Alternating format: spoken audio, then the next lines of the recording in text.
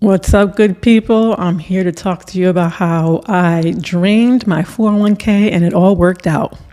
So in 2014, I was a W-2 employee and I had about $85,000 in student loans. That's many of our stories. And I decided, because I wanted to be alleviated of such financial burden and be able to purchase rental property, because I had already purchased and converted my primary residence, which was a condo, into a rental property. I wanted to purchase more property. And because I had such a high debt to income ratio, it was going to be difficult for me to continue to purchase property. So I decided to snatch everything out of my 401k and dump it all on my student loans, all $85,000. So what you're thinking is, well, once you pull money out of your 401k, we're talking about a withdrawal, not a loan. Don't you have a taxable event, right? Absolutely. When you pull money out of your 401k, you trigger a taxable event.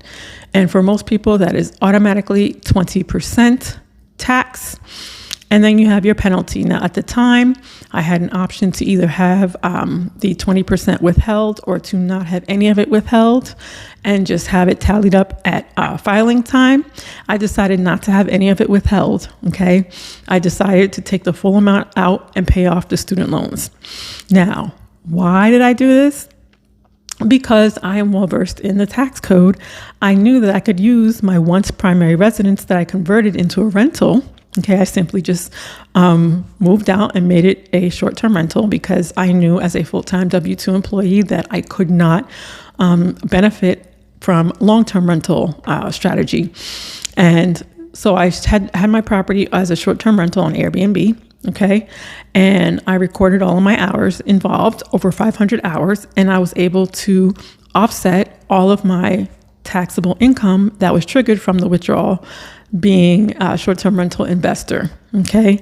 Now, that coupled with depreciation and bonus depreciation, which we all know creates a huge phantom expense, right? Because we don't pay depreciation. We're just granted depreciation as a result of being an investor.